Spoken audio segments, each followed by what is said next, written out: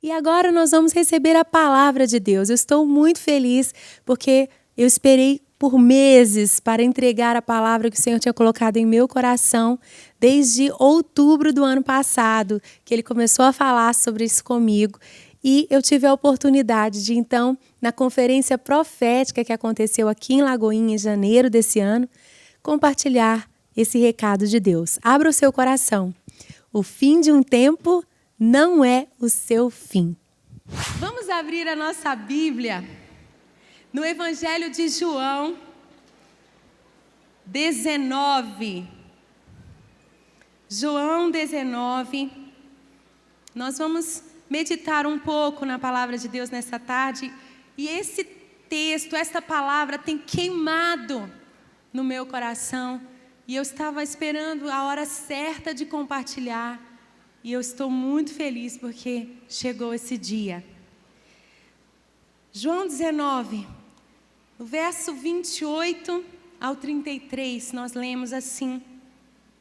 Mais tarde, sabendo então que tudo estava concluído, diga concluído, para que a Escritura se cumprisse, Jesus disse: tenho sede. Estava ali uma vasilha cheia de vinagre. Então embeberam uma esponja nela, colocaram a esponja na ponta de um caniço de isopo e a ergueram até os lábios de Jesus. Tendo-o provado, Jesus disse: está consumado. Diga, está consumado. Com isso, curvou a cabeça e entregou o Espírito. E nós podemos continuar lendo e vemos aquele momento do fim da missão do Senhor Jesus aqui na terra. Como nós começamos lendo o verso 28, Jesus, sabendo então que tudo estava concluído.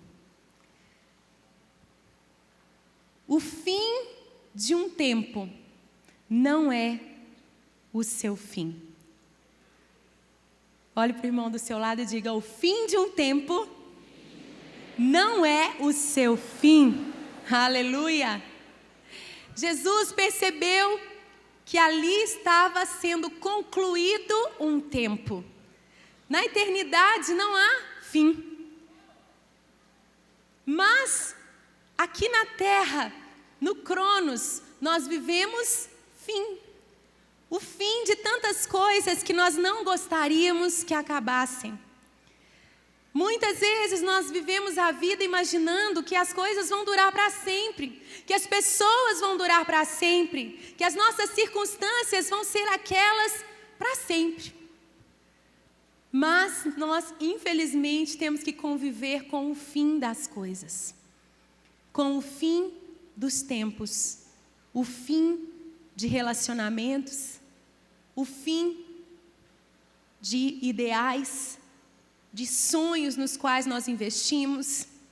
O fim é uma realidade na nossa vida. E eu não sei se há pessoas aqui, assim como essa palavra me alcançou tão poderosamente, pessoas que estejam passando por esse fim de um tempo em suas vidas. E é tão importante nós concluirmos como Jesus, quando estamos chegando a um fim. E nesse momento, o nosso sentimento é ruim. Chegar ao fim de um tempo nunca é algo bom.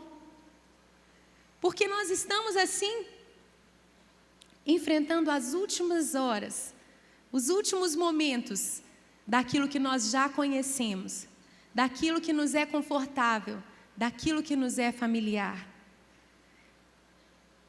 Mas em Deus, quando algo chega ao fim, é porque algo novo e melhor está por vir e por começar. Em Deus, o fim é o início de algo novo. Em Deus, o fim é o início de algo novo. Por isso, olhe com os olhos cheios de esperança para o irmão do teu lado e diga para ele: meu irmão, o fim de um tempo não é o seu fim. Amém? Meus irmãos, essa cena tão terrível da crucificação, quando, depois de ser preso, traído, abandonado pelos seus discípulos, ele foi açoitado. Quantos aqui assistiram A Paixão de Cristo, aquele filme? Eu assisti e tenho esse filme, mas tem uma cena que eu não consigo ver. Eu acho que eu nunca vou ter coragem de permanecer com os meus olhos abertos. Quando o Senhor é açoitado e as suas costas são rasgadas por nós. Depois de todo o seu sofrimento sendo pregado na cruz, ele chega à conclusão de que alcançou o fim.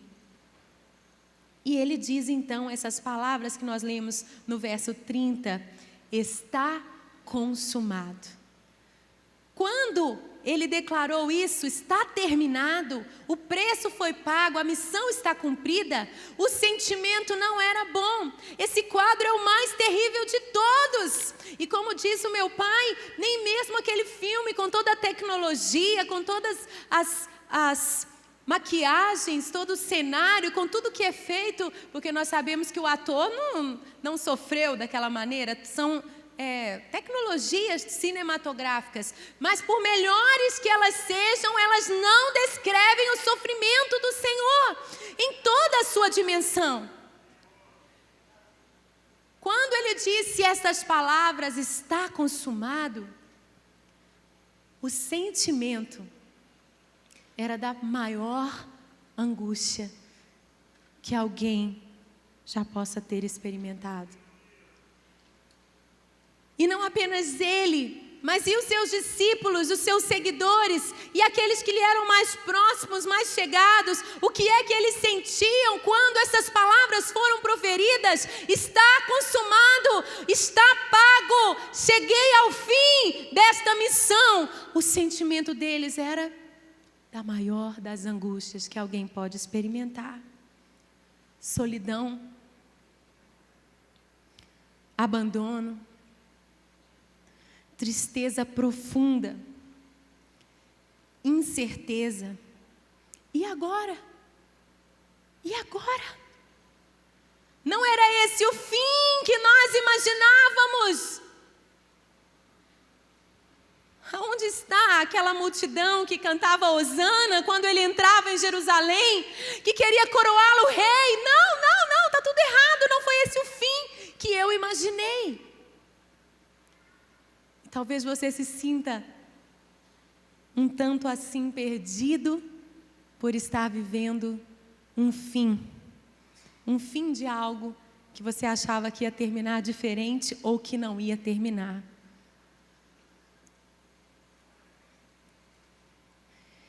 A vida da gente é marcada por estações, assim como na natureza. E eu gosto muito da literatura de Madame Guyon, e ela fala sobre o inverno da alma.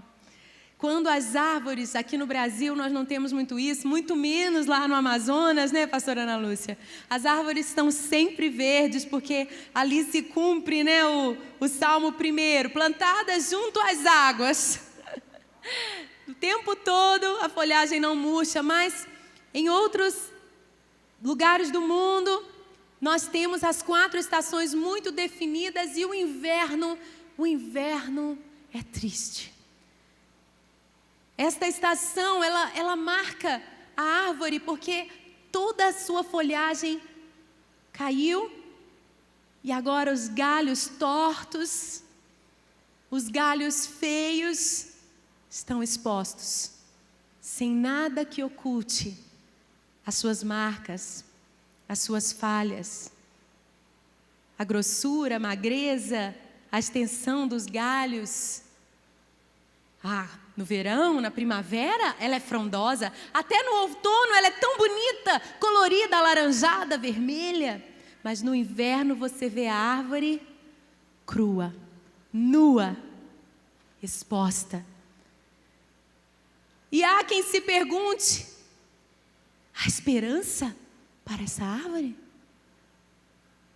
Será que há esperança para esta árvore assim, tão castigada pelo frio? Madame Guyon escreveu: a vida está no interior. A vida permanece no interior da árvore. E se você está enfrentando um inverno rigoroso, onde parece que tudo morreu, ou está morrendo, você pode olhar para frente, porque essa estação vai acabar. E o que é que vem depois do inverno? A primavera vai chegar.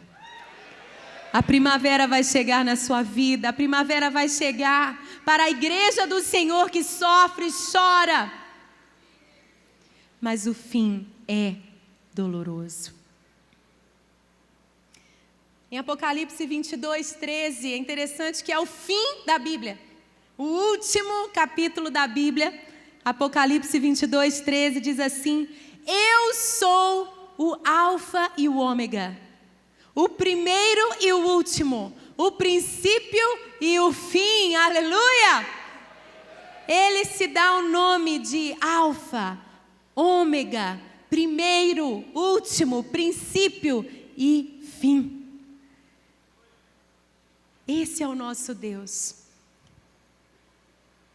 E eu nunca tinha entendido dessa forma, mas Ele não é só o Alfa que iniciou todas as coisas, pois em Gênesis 1, no primeiro capítulo, nós lemos: no princípio, Deus criou.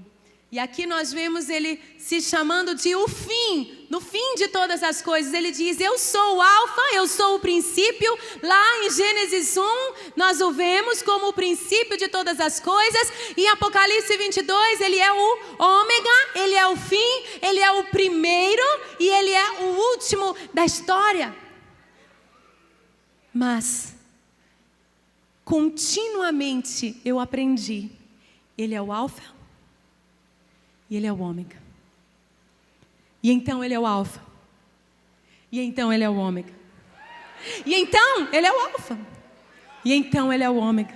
E então Ele é o Alfa. E então Ele é o Ômega, até chegarmos ao final, ao grande final. Na sua vida Ele sempre será o Alfa e o Ômega. O Alfa e o Ômega. O Alfa e o Ômega. O Alfa e o Ômega. O Alfa e o Ômega. A Bíblia é marcada por esse padrão. Deus, Ele sempre nos dá aqui testemunhos de que Ele traz um segundo tempo. De que Ele é o Deus do recomeço. Na nossa vida Ele não faz nada assim muito grande, sempre nos lembrando que Ele é o Deus que nos ensina a recomeçar. Quando Jesus clamou, tetelestai, é a palavra que significa está consumado. Quando Jesus clamou, tetelestai, em Mateus 27, você pode abrir. O véu se rasgou. Mateus 27, verso 50 diz: depois de ter bradado novamente em alta voz, Jesus entregou o Espírito. Naquele momento, o véu do santuário rasgou-se em duas partes, de alto a baixo. A terra tremeu, as rochas se partiram. E você sabe como foi tremenda e terrível aquela hora. O véu se rasgou de alto a baixo. Você consegue imaginar um pouco o desespero dos sacerdotes judeus que estavam ali no templo diante daquele véu? Não do lado de lá. Do lado de lá, apenas um dia no ano o sumo sacerdote entrava. Mas aquele véu, aquele lugar separado, o santo dos santos, o santíssimo. Meus irmãos, até hoje os judeus viajam, fazem suas peregrinações para chorar ali no Muro das Lamentações. Porque ali, geologicamente, é o lugar mais próximo do Santo dos Santos, onde o Santo dos Santos estava edificado. Eles choram ali. E você também, indo a Jerusalém, pode fazer um passeio, né, muito respeitoso, precisa de autorização, mais profundo, mais dentro das ruínas ali, junto ao Muro das Lamentações. E existe um lugar, você vai lá, as mulheres estão lá chorando, lendo as suas orações, tem a parte dos homens também. É um lugar mais profundo, mais dentro das ruínas, aonde você tem escavações mesmo do tempo de Jesus. O muro, onde a maioria das pessoas vai, está a uns 3 metros de altura do piso original, porque a muralha era realmente muito alta, aquela muralha é original.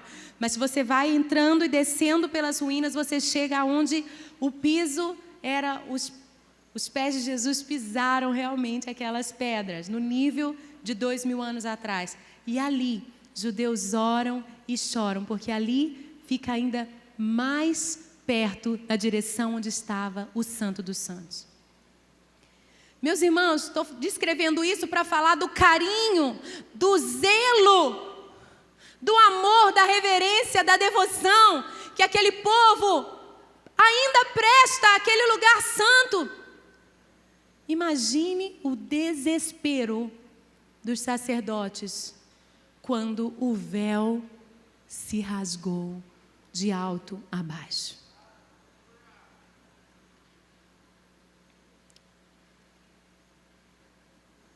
Nós entendemos porque o véu se rasgou. O véu da sua carne foi rasgado por nós para que fosse aberto um novo e vivo caminho, aberto pelo seu sangue. Mas para aqueles homens, para aquelas pessoas, para o povo judeu, naquela época e ainda hoje, quando eles não enxergam ainda, foi uma coisa desesperadora.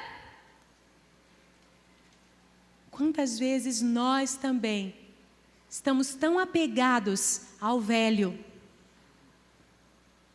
a tradições, aquilo que o próprio Deus uma vez fez e falou, que ficamos desesperados quando Ele rasga o véu, quando Ele arranca aquilo que nos é familiar, aquilo que nos é tão precioso, aquilo que nós amamos, aquilo a que somos tão devotos, porque temos zelo pelo próprio Deus, pela sua obra, pela sua santidade.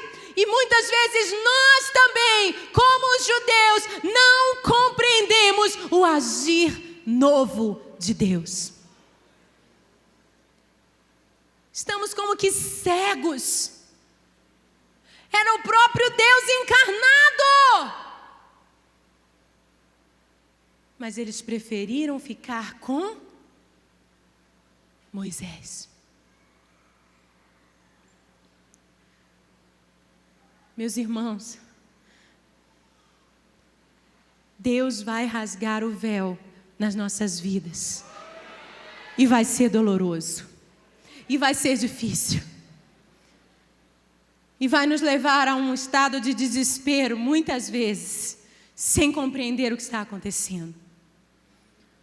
Mas não foi o Senhor quem deu até as medidas deste véu, quem deu os detalhes para a construção do tabernáculo. Foi o Senhor quem fez aliança com Davi, para que seu filho construísse essa casa. Como assim o Senhor está rasgando esse véu?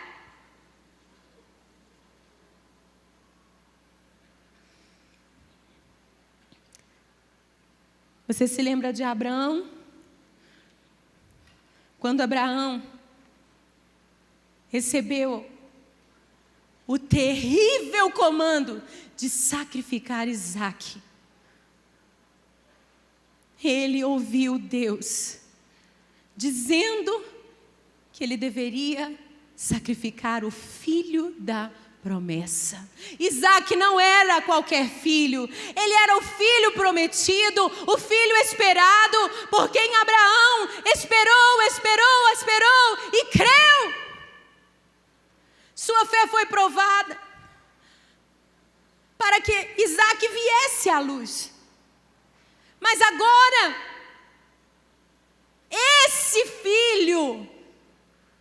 esse filho da promessa, esse milagre, precisa ser sacrificado no altar ao Deus, ao próprio Deus que lhe deu o filho. Como assim?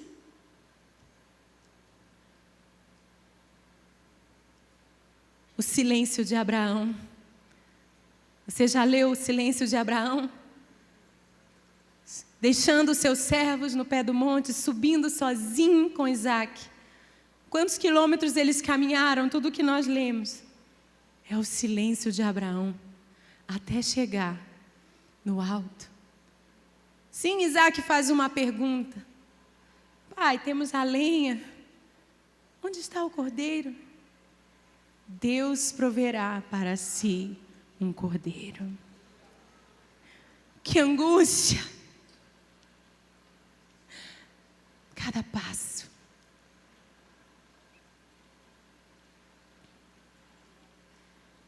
Mas, meus irmãos, já não bastasse ser tão desafiador esse comando de Deus, tão confuso.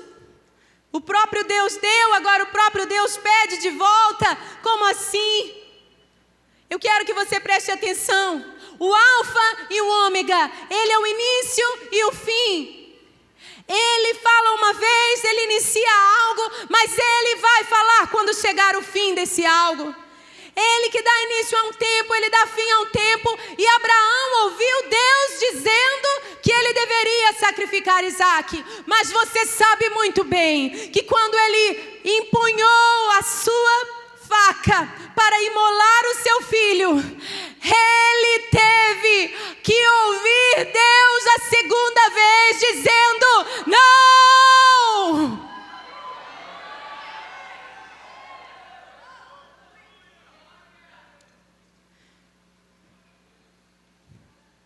O perigo da religiosidade, da tradição, de fazer aquilo que nós ouvimos uma vez, é não ouvir o que Deus está falando agora. O que Deus está falando hoje, o que Deus está mandando, comandando, demandando neste tempo que se chama presente, que se chama hoje, que se chama agora. Pois eu e você sabemos que tragédia seria se Abraão não tivesse ouvido Deus aquela segunda vez no alto do monte.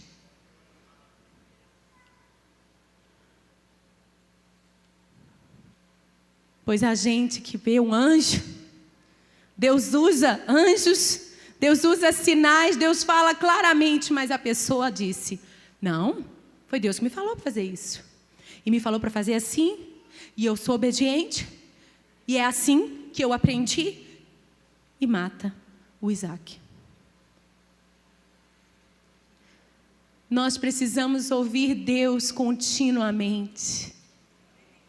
Continuamente. Porque os caminhos do Senhor não são os nossos. Os pensamentos do Senhor não são os nossos.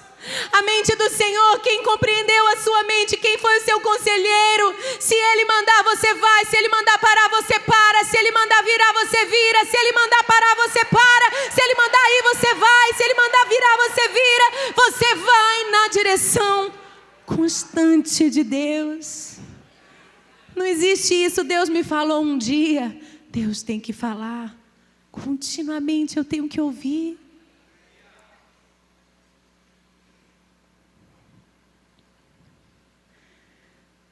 Meus irmãos, como nós lemos em João 19, no verso 29, Jesus, ao chegar ao fim, tomou vinagre. E o vinagre, ele é amargo, não é? Alguém aqui já tomou um pouquinho de vinagre? Puro? Faz um teste agora, depois dessa mensagem. Faz um teste para você ver como é amargo, como é azedo. O vinagre é amargo. O fim das coisas é amargo. Mas diga para quem está aí do teu lado, meu irmão, o fim de um tempo não é o seu fim. É amargo, mas não é o seu fim. Abra sua Bíblia em Hebreus 12. Hebreus 12,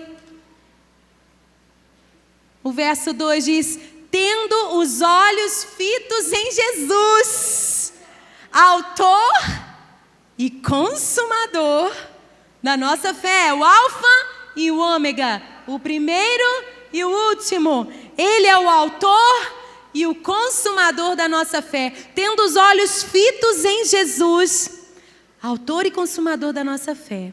Ele, pela alegria que lhe fora proposta, suportou a cruz. Sim, Jesus sofreu em nosso lugar. Ele sofreu tudo aquilo que está descrito, os açoites, a traição, o abandono, todas as dores ele sofreu. Sua angústia foi a maior que alguém possa sequer imaginar. A Bíblia descreve que ele carregou não apenas os nossos pecados, mas do mundo inteiro. Imagina o peso, a culpa dos pecados do mundo inteiro e de todas as gerações. A Bíblia diz que ele é um homem de dores, que sabe o que é padecer, o mais rejeitado e desprezado entre os homens. Esse é o sofrimento do nosso Senhor em nosso lugar. Mas ainda assim, a Bíblia aqui diz que ele suportou a cruz, ele suportou tudo isso, por quê? Está escrito aí. Ah não, Ana, agora você vai dizer que Jesus tinha outras motivações. Meus irmãos, está escrito aqui, era real para ele, eu também posso me consolar com isso aqui, tá bom? Está escrito que ele suportou a cruz por causa da alegria que lhe estava proposta.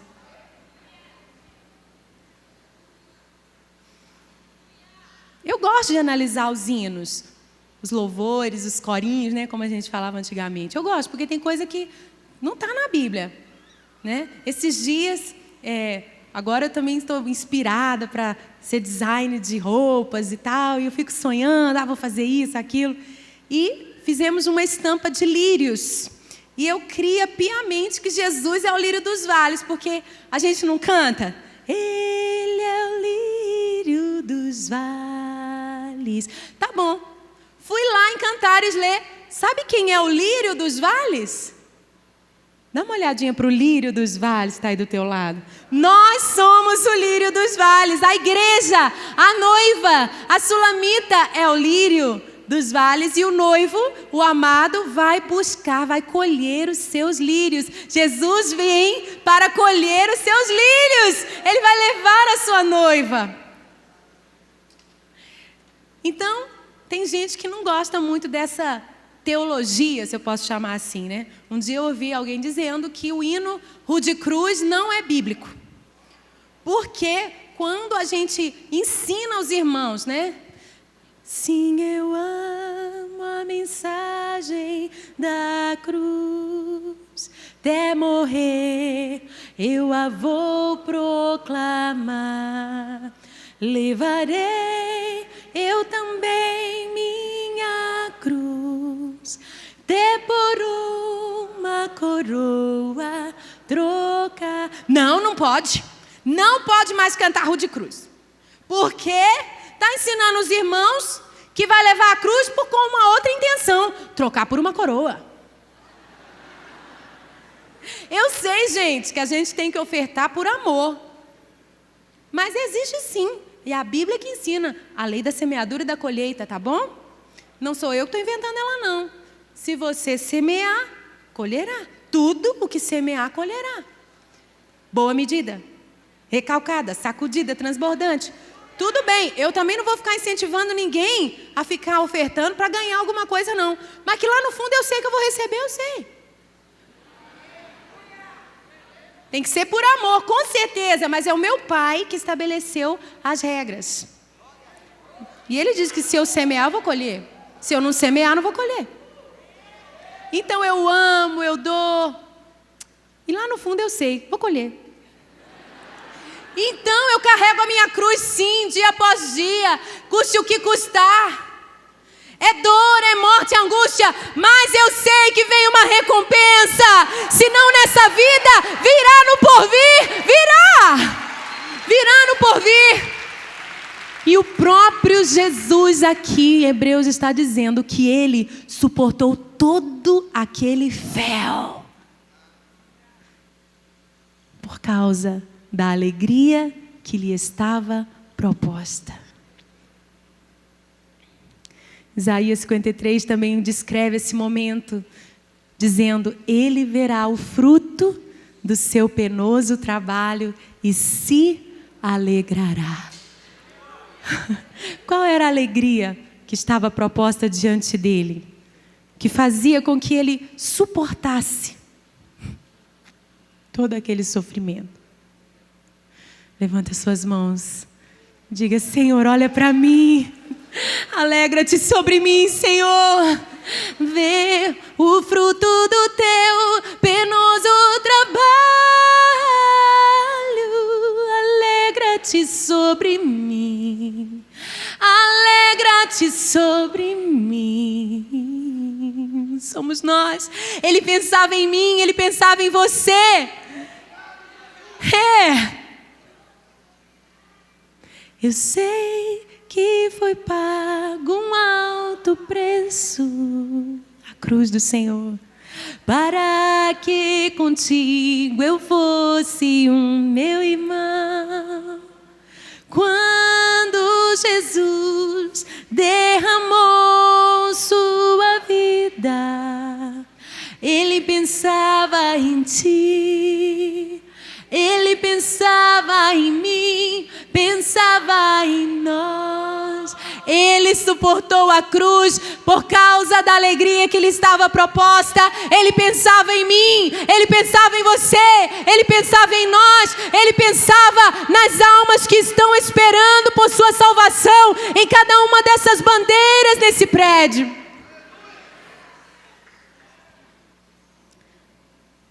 O vinagre é amargo, o fim é amargo, mas o sabor do vinagre não vai ficar para sempre na boca. A gente puxa a outra, né? Tem sabor de mel. Tô brincando. A minha vitória hoje tem sabor de mel. Gente, tem corinho para tudo. Aleluia. Diga para o irmão que está do seu lado: o fim de um tempo não é o seu fim.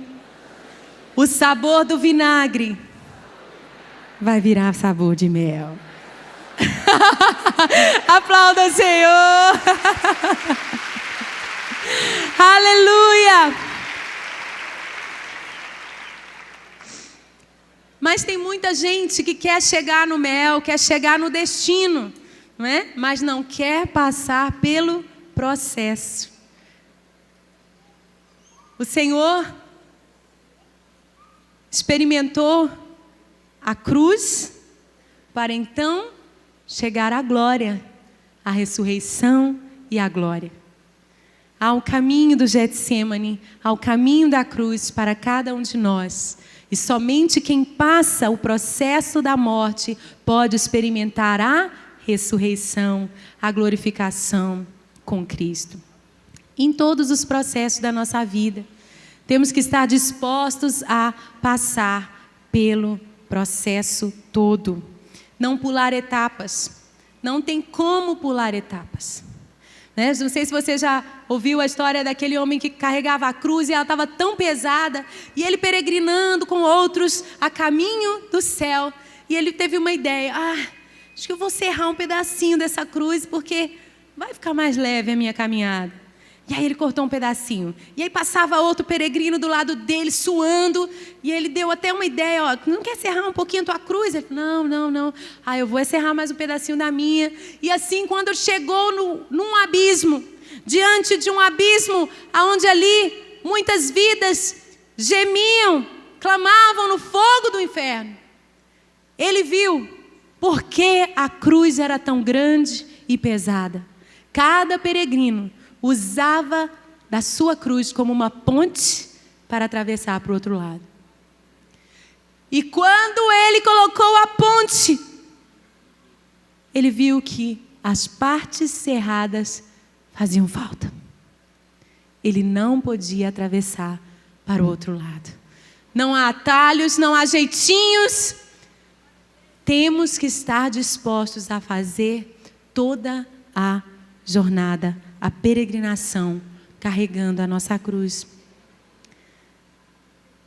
Muita gente não quer tomar o vinagre e estagna. Quando o preço mais alto vai ser cobrado, ele desiste da fé, desiste de obedecer. Ele não aguenta.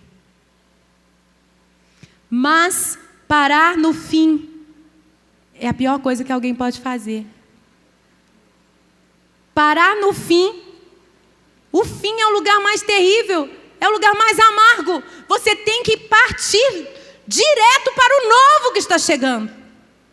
Ficar no fim de uma coisa que já acabou, ficar naquele fim sem avançar para o novo, não querer tomar todo o copo do vinagre, não querer pagar todo o preço daquele fim, é a pior decisão que alguém pode tomar. Não tem mais alegria ali naquele lugar. E a alegria do Senhor é a nossa força. Mas tem gente que não está disposto a entrar no novo, porque ele só quer aquilo que ele já conhece, aquilo que ele já domina, aquilo que ele já sabe fazer. Tem muitos ministérios que vivem num ciclo antigo, porque é tudo que eles já conhecem, já sabem fazer, e não têm disposição de encerrar, de parar.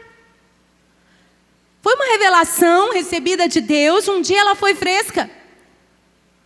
Mas agora, a engrenagem já está difícil de rodar. O esforço é muito grande, não tem mais óleo, não tem mais unção, não tem mais frescor e a estrutura é pesada e está tão dolorido, tão difícil de viver nesse ciclo, mas a pessoa não quer chegar ao fim.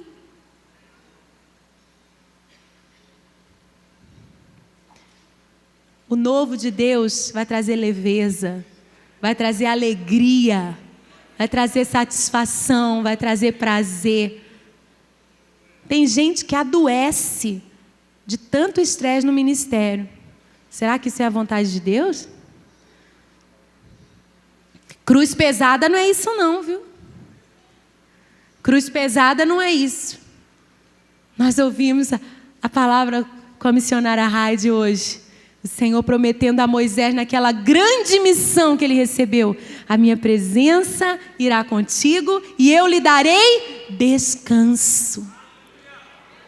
Quando nós estamos nos movendo com Deus,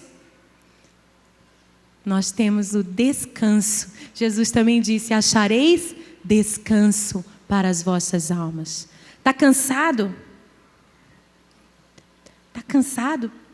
Tem alguma coisa errada.